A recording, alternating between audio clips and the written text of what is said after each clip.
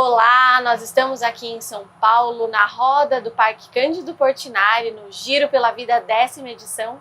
Eu sou Mariana Lourencinho e é um prazer estar aqui com todos e todas vocês. E a gente está fazendo esse evento como parte das atividades do nosso Outubro Rosa, como parte do Giro pela Vida que acontece hoje aqui em São Paulo. E esse podcast foi gravado exatamente para que você faça parte também desse movimento, para que você também receba muita informação de qualidade.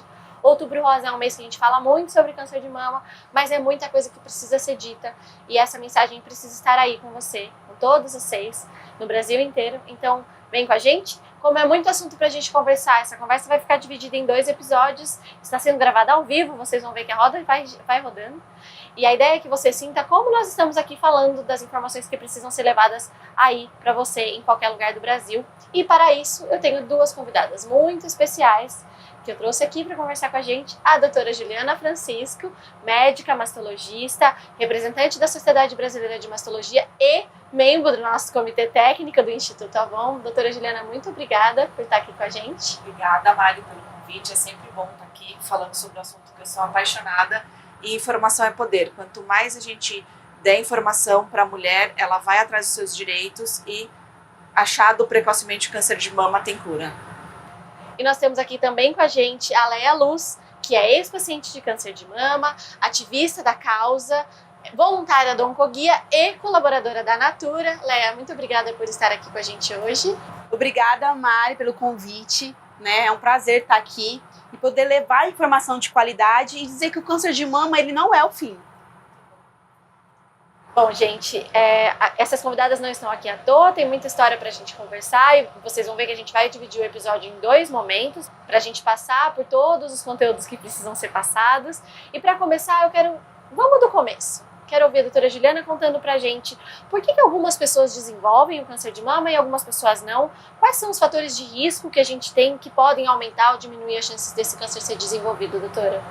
Na verdade, é uma pergunta que infelizmente não é uma resposta exata, porque o câncer de mama é muito heterogêneo, tem múltiplas causas, não tem uma causa única que a gente possa falar, é isso, vamos evitar, né? O que a gente sabe? Primeiro, ser mulher, 99% dos casos de câncer de mama ocorrem em mulheres, homem pode ter, mas é 1% dos casos. A idade, a gente sabe que mulheres acima de 50 anos têm mais chance de ter câncer de mama. A primeira gestação acima dos 30 anos aumenta o risco, então a gente sabe que as mulheres estão prorrogando cada vez mais a gestação, então gestação tardia também aumenta o de risco, consumo de álcool, consumo de cigarro, a obesidade, principalmente na pós-menopausa, o sedentarismo, isso são todos fatores que a gente sabe que aumentam o risco, o uso de reposição hormonal por um tempo prolongado, então acima de 5, 10 anos, o histórico familiar, sabemos que 90% dos casos de câncer de mama não tem história na família, mas alguns casos a gente tem que ficar atento, como câncer de mama em parentes de primeiro grau, de mãe, irmã, filha abaixo dos 50 anos, câncer de mama em homem, câncer de ovário, câncer de próstata, câncer de pâncreas, tudo isso a gente tem que levar em consideração para conversar com o nosso médico, ver aonde a gente se enquadra, para saber quando começamos a fazer nossos exames de prevenção. A gente tem que se observar e estar atento, né, não só à nossa história de saúde, mas à história de saúde das pessoas da nossa família, né? Eu queria ouvir um pouquinho da Leia. Leia, para você fazia parte de alguns desses fatores de risco? Você é tão jovem, recebeu recebeu um diagnóstico tão jovem, e eu sei que essa história tem muita coisa para você contar nela, mas queria saber se você tinha, né, você fazia parte de algum desses grupos de risco. Eu tinha um desses fatores de risco, né? A minha primeira menarca, minha menstruação foi antes dos 11 anos, eu ainda ia completar 11 anos. E lá atrás, a minha mãe teve câncer no ovário. Então, eu já passei pela adolescência, entrei na idade adulta já observando o meu corpo. E aí, né, aconteceu tudo. Aí tive o diagnóstico aos 28 anos de idade, faltando 15 dias para o meu aniversário. E eu costumo falar que esse período que eu fiquei em busca do diagnóstico, eu recebi um diagnóstico tardio e ao mesmo tempo serviu de alerta também para que as meninas não desistam de ir atrás de um diagnóstico, se tiver alguma coisa de errado, se sentir algum nódulo, ir em busca de um diagnóstico, porque se tá ali, não te pertence, tem que saber do que se trata. A Leia tá o quê? Tá ansiosa aqui, já quer contar para vocês mais partes da história dela e a gente vai chegar lá, Leia, muita calma nessa hora. Doutora Juliana, a Leia foi falando, né, começou a contar um pouquinho do que aconteceu com ela e acho que é aí que eu queria chegar, assim. Então, o que eu preciso ficar atenta? Quais são as mudanças no meu corpo, sinais e sintomas que eu preciso observar e que deveria chamar a minha atenção para que eu vá atrás, tendo eu, no caso da Leia, né, que tinha essas duas questões de grupo de risco, mas mesmo quando eu não tenho, o que eu preciso prestar bastante atenção no meu corpo? Acho que até importante na fala da Leia é o antecedente, ela falou que a mãe teve câncer de ovário, então até lá naqueles fatores, câncer de mama em parentes de primeiro grau, então mãe, irmã, filha abaixo dos 50 anos, câncer de mama em homem, câncer de ovário, câncer de pâncreas, câncer de próstata, são alguns fatores que a gente tem que conversar com o nosso médico para ver se a gente tem um aumento de risco e às vezes até começar um rastreamento antes do tempo. E aí, pausa. Vamos fazer uma pausa aqui. O que é fazer rastreamento, doutora Juliana? O rastreamento, na verdade, além dos sinais e sintomas que a gente já vai conversar, não sinto nada. A partir dos 40 anos de idade, a Sociedade Brasileira de Mastologia recomenda a realização da mamografia uma vez ao ano, mesmo naquela mulher que não esteja sentindo nada alterado nas suas mamas. É de extrema importância porque com esse rastreamento a gente consegue a detecção precoce do câncer de mama, que quando achado cedo, mais de 95% de chance de cura. Então, a gente não fica mais falando sobre, por exemplo, o autoexame, mas sim conhecer o nosso corpo, né? A Leia vai contar pra gente o quão importante é isso, porque qualquer alteração das nossas mamas, um aumento do volume da mama repentino, a coloração da mama avermelhada, às vezes a pele fica inchada, parece uma casca de laranja, um nódulo, um caroço mais endurecido na mama que não passa mesmo menstruei, ele persistiu, vale a pena a gente avaliar. O bico da mama, quando ele vai para dentro, tem mulheres que já têm esse que a gente chama de mamilo invertido, normal, mas o que não pode acontecer é ele de repente para dentro. Saída de secreção, principalmente secreção avermelhada, cor de sangue, vermelho vivo ou totalmente transparente, são sinais que a gente deve ficar atento. Um caroço na axila, então tudo isso a gente tem que avaliar. A maioria não vai ser um câncer de mama, mas tem que ser realmente avaliada, examinada, feitos os exames indicados para realmente descartar ou diagnosticar um câncer de mama a tempo. Perfeito. É aí sim, Leia, agora que eu queria ouvir um pouquinho de você. Existem esses fatores de risco, existem esses sinais e sintomas. Como foi com você? Você percebeu uma mudança no seu corpo? Porque jovem, você ainda não fazia esse exame de rastreamento que a doutora Juliana falou, né? Ou já fazia? Como foi a sua experiência? Bom, eu não fazia nenhum exame de rastreamento, mas eu era atenta aos sinais no meu corpo. Durante o banho, eu estava fazendo um autoexame, um autoconhecimento do meu corpo, e eu senti um nódulo. Naquilo que eu senti um nódulo, eu falei, vou procurar um médico para ver o que é isso. E ele era bem pequenininho mesmo. Se eu não tivesse tanta atenção na minha mama, eu não ia perceber. E aí começou uma grande saga, que foi conseguir passar na unidade básica de saúde com um ginecologista. Porque aí o ginecologista ia me encaminhar, né, para o mastologista. Aí eu tive esse encaminhamento, consegui passar 3 meses depois que eu identifiquei o nódulo no ginecologista. Depois que eu consegui passar no ginecologista, eu consegui 7 meses depois a minha primeira consulta com o mastologista. E aí, para minha tristeza, quando eu cheguei no mastologista, ele nem sequer me examinou. Ele olhou o meu exame, que é um ultrassom da mama, né, que é indicado para mulheres jovens, que o ginecologista tinha solicitado. Eu levei para ele, aí ele olhou, falou, você não tem nada, isso aqui é um cisto. Isso aqui não é nada, você é muito jovem para ter câncer. E nisso eu tinha 25 anos. Volta daqui a 6 meses. Infelizmente não consegui voltar daqui a 6 meses, porque é uma fila, né? Então eu consegui voltar depois de 1 ano com o mastologista. E aí a mesma frase, você é muito jovem, eu já tinha 26.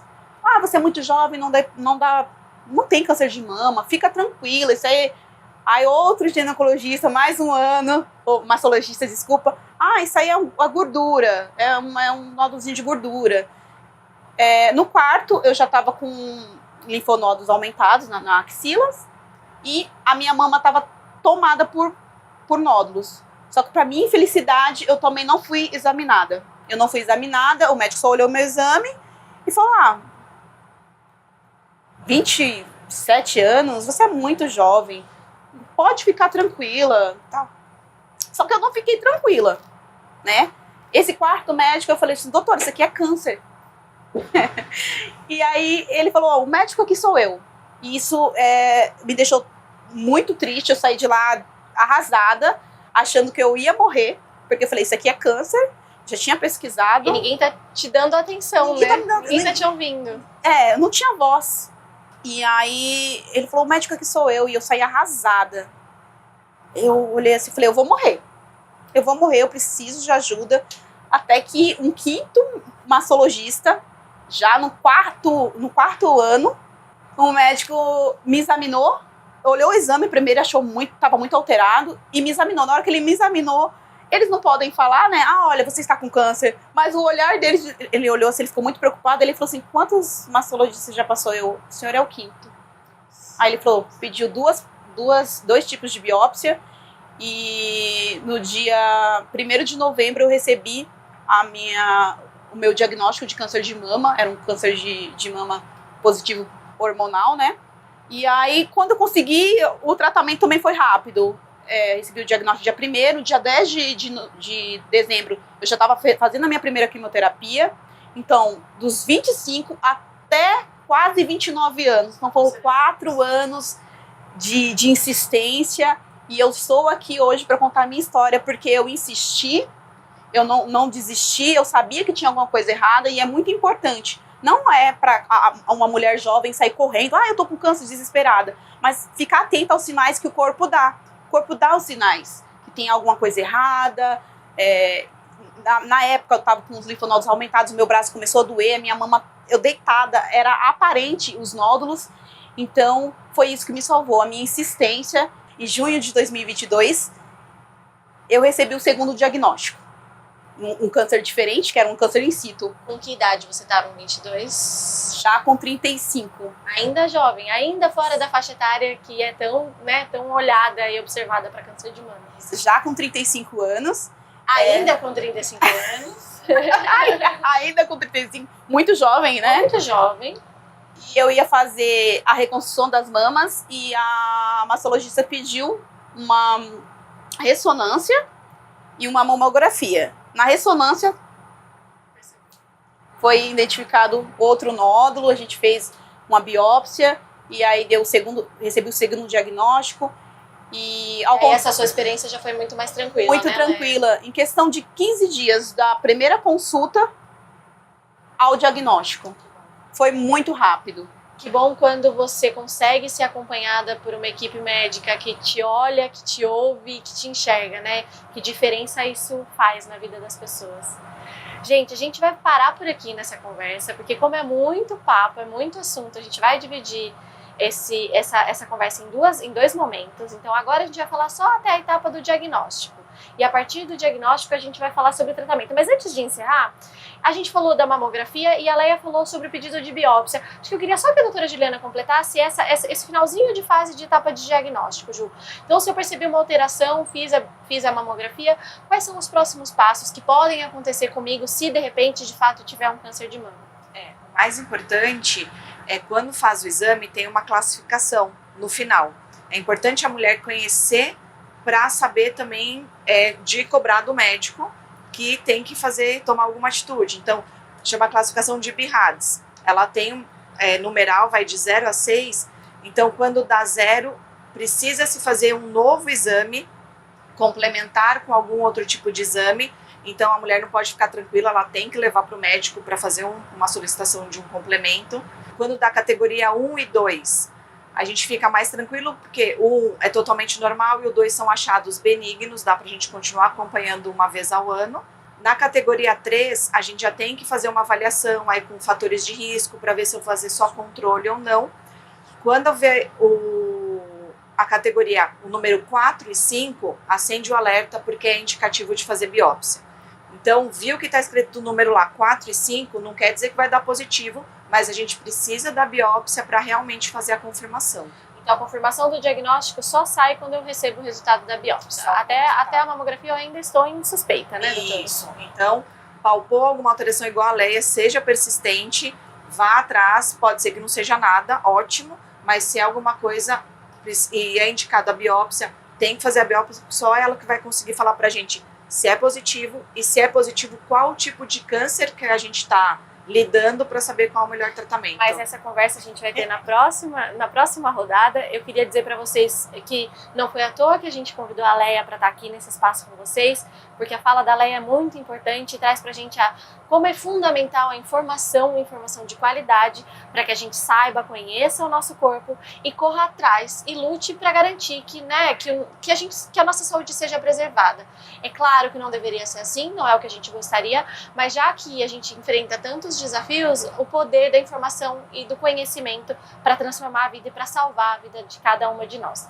Então vamos parando por aqui, mas não vão embora, daqui a pouco a gente vem para o próximo episódio. Lembrando vocês que nós estamos aqui, vocês viram que o cenário foi mudando aqui atrás, né, dessa conversa, porque nós estamos aqui gravando enquanto a roda gigante está rodando, para vocês sentirem um pouquinho do que é estar aqui no Giro pela Vida 2023. Muito obrigada e até daqui a pouquinho.